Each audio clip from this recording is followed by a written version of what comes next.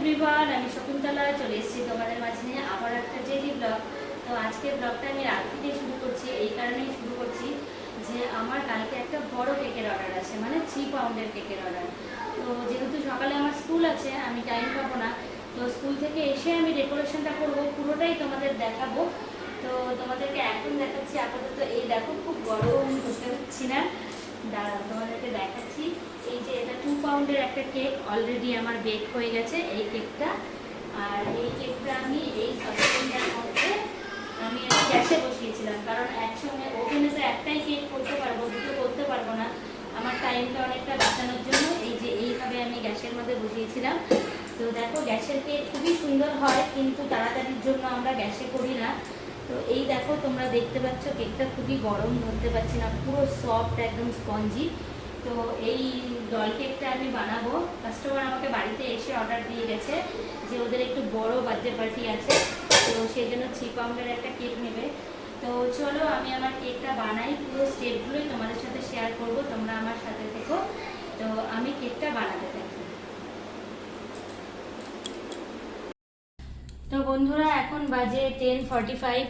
তোমাদেরকে আগেই বললাম যেহেতু আমার স্কুল আছে, তো আমাকে রাতের বেলায় কেকটা বানিয়ে রাখতে হবে। আসলে আমি এখন আর এই কেকটা বানাতে পারি না, আমি একদম টাইম পাই না। ভাবি কাজটা ছেড়ে দেব, কিন্তু কিছু কাস্টমার আছে যারা আমাকে ছাড়বেই না, তা আমার পার্মানেন্ট কাস্টমার, তারা আমার কাছ থেকেই কেক নেবে। তো সেই জন্য আমি কাজটা ছাড়তে পারি না। এটা হচ্ছে আমি লকডাউনে শিখেছিলাম, মন ভালো থাকার একটা কাজ। চলো আমি কেকটাকে বের করি। দেখো কত সুন্দর হয়েছে কেকটা।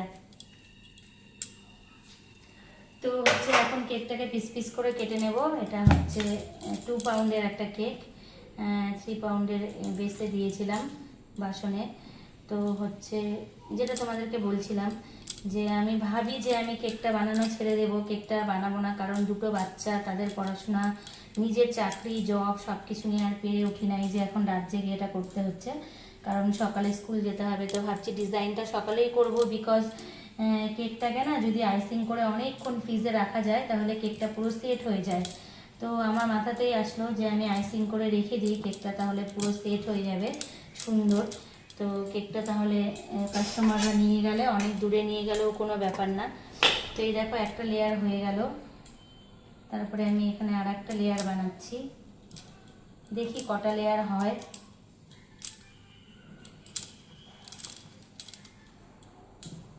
তো এই যে আর একটা লেয়ার হয়ে গেল। তো এখানে 4টা লেয়ারই হবে। তো তোমাদের সাথে গল্প করতে করতেই আজকে কেক বানাচ্ছি। তো আমার মাঝে মাঝে মনে হয় যে আমার এত প্রেশার হয়ে যাচ্ছে না, আমি আর এই কাজটা নিতে পারবো না। কিন্তু আমি অ্যাকচুয়ালি আমি এটা লকডাউনে শিখেছিলাম, এটা আমার মন ভালো থাকার একটা কাজ। তো সেই জন্য আমি আমার মনটা ভালো থাকার জন্যই কাজটা করি, সব কিছু টাকার জন্য করে মানুষ, এমন না। তো এই দেখো বেসটা এটা বসিয়ে দিলাম, এরপরে এখানে একটু ক্রিম দেব। তো এটা আমার কালকের একটা কেকের অর্ডার ছিল, যেটা আমার স্কাই কালারের ক্রিম একটু ছিল, তো সেই জন্য আমি এটা বডির ভেতরেই দিয়ে দিচ্ছি। কেকটা পুরো ক্রিম কালার হবে, পিঙ্ক কালার হবে, সরি ভুল বললাম। তো এই যে সুগার সিরাপ দিয়ে দিচ্ছি, এটার জন্য কেকটা পুরো সফট থাকে। এটার একটা স্প্রে বোতল হয়, আমার স্প্রে বোতলটা নষ্ট হয়ে গেছে, তো সেই জন্য আমি আর এখন স্প্রে বোতলটা ইউজ করতে পারছি না। তো এই জন্য বাটিতে করে চামচ দিয়েই দিচ্ছি। তো এই দেখো এখন এটাকে চামচ দিয়ে ভেতরে ভেতরে ভালো করে ঢুকিয়ে দেবো। তো এইবার আমি এর মধ্যে ক্রিমগুলোকে এক এক করে বসিয়ে দেবো। তো এই যে আমি এইভাবে একটা করে ক্রিম দেব আর একটা করে লেয়ার বসিয়ে দেব। এরকম করে দুটো কেক আমাকে আইসিং করতে হবে, একটা 1 পাউন্ডের কেক এর উপরে যাবে, আর এটা হচ্ছে 2 পাউন্ডের কেক। আমি 3 পাউন্ডের বেসে বানিয়েছিলাম, কারণ ওরা আমাকে ডিজাইন দিয়ে দিয়েছে, ওরা যেই ডিজাইনটা দিয়েছে সেই ডিজাইন অনুযায়ী আমাকে 3 পাউন্ডের ওপরে 3 পাউন্ডের কেকটার ওপরে 1 পাউন্ডটা বসাতে হবে। কিন্তু কেকটা 3 পাউন্ড, অ্যাকচুয়ালি আমি 2 পাউন্ডের বেসে, সরি 2 পাউন্ডের ব্যাটারটা আমি 3 পাউন্ডে দিয়ে দিয়েছি। তো এই দেখো, এই হচ্ছে আমার প্রথম পার্টটা আমার হয়ে গেল খুব ভালো করে। তো তারপরে আমি একটা একটা করে এইভাবে একটা একটা করে লেয়ার দেব, তো আর এগুলোকে বসাবো। তো এই দেখো আমি পরের লেয়ারটা দিচ্ছি।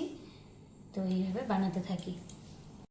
একটা কেক অলরেডি আমি কেটে ওটাকে আমি ফ্রিজে রেখে দিলাম, তো এটা হচ্ছে সেকেন্ড কেক, এটা ওই কেকটার উপরে হবে।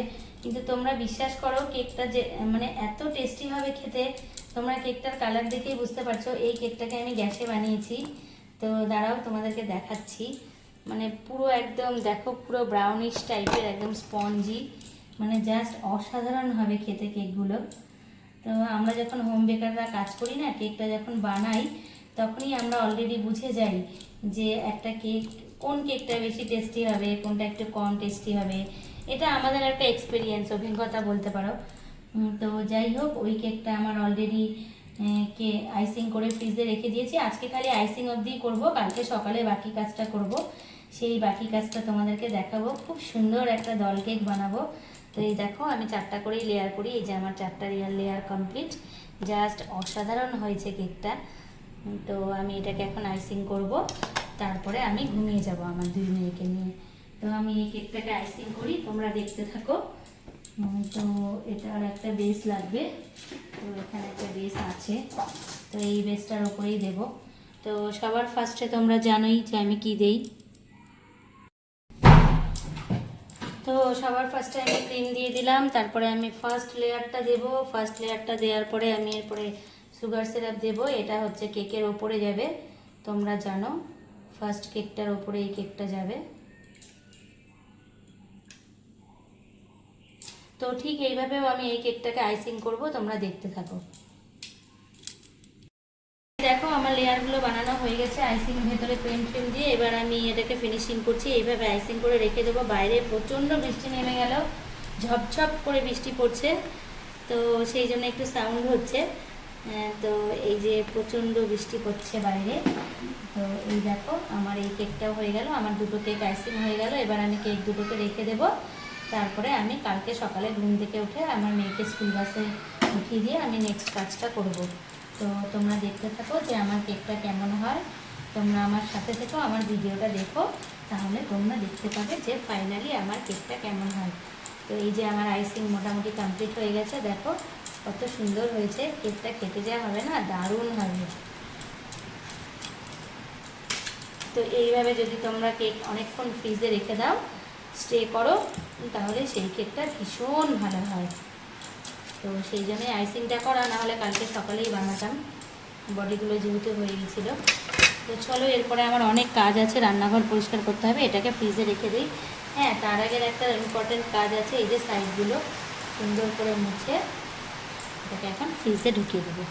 মর্নিং ফ্রেন্ডস, দেখো কালকে রাতে কিছুটা করেছিলাম, আর এই যে আইসিং করা কেকটাকে ফ্রিজ থেকে বের করলাম। আর এই দেখো, এটা হচ্ছে ক্রিমটা বানালাম জাস্ট। তো এখন এই কেকগুলোকে সুন্দর করে আইসিং করে তারপরে চলে যাব স্নান টান করে পুজো দিয়ে স্কুলে। 2টো কেক পরে এসে আবার ডেকোরেশন করব। তো এইভাবেই পাট পাট করে আমার কেকটা হচ্ছে। দেখো বন্ধুরা, ফাইনালি কেকটাকে অনেক স্ট্রাগল নিয়ে বানিয়েছি। কালকে থেকে শুরু করেছিলাম, তোমাদেরকে সবটাই দেখিয়েছি। তো এই যে আমার কেকটা কমপ্লিট হলো। তো আমি সকালবেলা ঘুম থেকে উঠে একটু কাজ করে স্কুলে চলে গেছিলাম। তারপরে স্কুলে আজকে ন্যাশনাল স্পোর্টস ডে ছিল, সেটা কমপ্লিট করে আসলাম। যেহেতু তাড়াতাড়ি বাড়ি আসবো, তাই কিছুটা কাজ পেন্ডিং রেখে গেছিলাম। তো বাড়িতে এসে অনেক মিঠাইকে ঘুম পাড়ালাম, ঘুম পাড়িয়ে এই কেকটা কমপ্লিট করলাম। সন্ধ্যাবেলায় কাস্টমার আসবে, ডেলিভারি দেবো। তো এখন আপাতত এটাকে ফ্রিজে রেখে দেবো আর একটু রেস্ট করব। তারপরে কি কাজ করছি সবটাই তোমাদেরকে দেখাবো।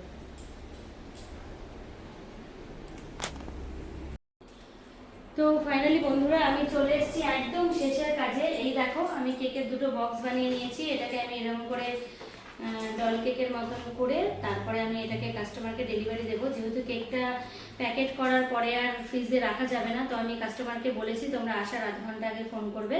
তো সেই জন্য আমি কিছুটা কাজ এগিয়ে রাখলাম।